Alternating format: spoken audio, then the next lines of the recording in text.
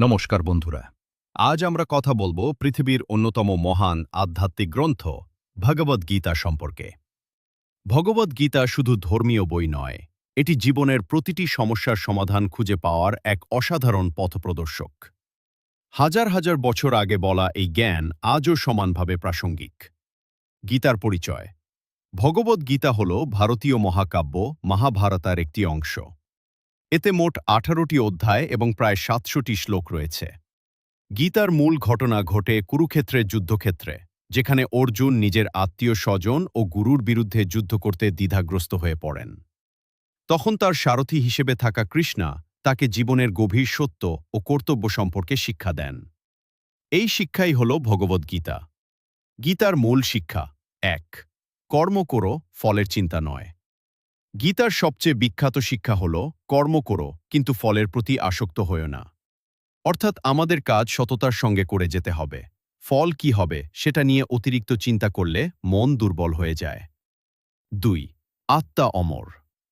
গীতায় বলা হয়েছে শরীর নষ্ট হলেও আত্মা কখনো নষ্ট হয় না। মানুষ শুধু পুরনো পোশাক বদলানোর মতো শরীর পরিবর্তন করে।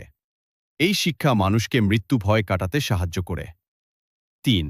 মনকে নিয়ন্ত্রণ করা। গীতার মতে মানুষের সবচেয়ে বড় বন্ধু এবং সবচেয়ে বড় শত্রু তার নিজের মন। যদি মনকে নিয়ন্ত্রণ করা যায়, তাহলে জীবনে শান্তি ও সফলতা পাওয়া সম্ভব। 4. ধর্ম ও কর্তব্য পালন। গীতা শেখায় যে নিজের কর্তব্য সঠিকভাবে পালন করাই জীবনের সবচেয়ে বড় ধর্ম। কঠিন পরিস্থিতিতেও সত্য ও ন্যায়ের পথ অনুসরণ করা উচিত। বর্তমান জীবনে গীতার গুরুত্ব। আজকের ব্যস্ত ও চাপপূর্ণ জীবনে গীতার শিক্ষা আমাদের মানসিক শান্তি দেয়। স্ট্রেস, ভয়, হতাশা কিংবা ব্যর্থতার সময় গীতা মানুষকে সাহস যোগায়। অনেক বড় বড় চিন্তাবিদ ও বিজ্ঞানীও গীতার প্রশংসা করেছেন, কারণ এটি শুধু ধর্ম নয়, বরং জীবনকে সুন্দরভাবে পরিচালনার এক বাক। 5. মনই মানুষের বন্ধু, মনই শত্রু। যদি মনকে নিয়ন্ত্রণ করা যায়, তাহলে মানুষ জীবনে অনেক বড় হতে পারে। আর যদি মন নিয়ন্ত্রণের বাইরে চলে যায়, তাহলে সেটাই মানুষের সবচেয়ে বড় শত্রু হয়ে দাঁড়ায়। তাই প্রতিদিন কিছু সময় শান্তভাবে নিজের মনকে বোঝার চেষ্টা করা দরকার। 6. পরিবর্তনই জীবনের নিয়ম। আজ সুখ আছে, কাল দুঃখ আসতে পারে। আজ ব্যর্থতা আছে, কাল সফলতা আসবে। গীতা বলে, যা এসেছে তা একদিন চলে যাবে। তাই অতিরিক্ত অহংকার বা অতিরিক্ত হতাশা কোনোটাই ঠিক নয়। 7. আত্মা কখনো নষ্ট হয় না। অর্থ: আত্মার জন্ম নেই, মৃত্যু নেই।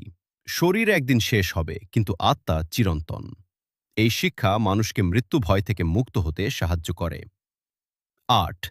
রাগ মানুষের সবচেয়ে বান্তি থেকে বিভ্রান্তি আসে। বিভ্রের রাগ অনেক বছরের সম্পর্ক নষ্ট করে দিতে পারে। তাই গীতা শান্ত থাকা শিক্ষা দেয়। 9. লোভ ও অতিরিক্ত ইচ্ছা দুঃখের কারণ। মানুষ যত বেশি অপ্রয়োজনীয় ইচ্ছা বাড়ায়, তত বেশি অশান্তি বাড়ে।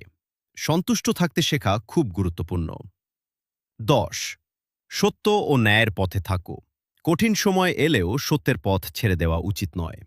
গীতা শেখায় অন্যায়ের বিরুদ্ধে দাঁড়ানো এক ধরনের ধর্ম। 11. নিজেকে কখনো দুর্বল ভাবো না। প্রত্যেক মানুষের ভেতর অসীম শক্তি আছে। ভয়, সন্দেহ আর হতাশা মানুষকে দুর্বল করে দেয়। নিজের উপর বিশ্বাস রাখলে অসম্ভবকেও সম্ভব করা যায়। 12. ধৈর্য ও সংযম সফলতার চাবিকাঠি। যে মানুষ ধৈর্য ধরে পরিশ্রম করে, সে একদিন সফল হবেই। গীতা তাড়াহুড়ো নয়, স্থিরতা শেখায়। 13. ঈশ্বরের উপর বিশ্বাস রাখো। সবকিছু আমাদের নিয়ন্ত্রণে নেই। কিছু বিষয় সময় ও ভাগ্যের উপর ছেড়ে দিতে হয়। বিশ্বাস মানুষকে ভেতর থেকে শক্তি দেয়। সমাপ্তি।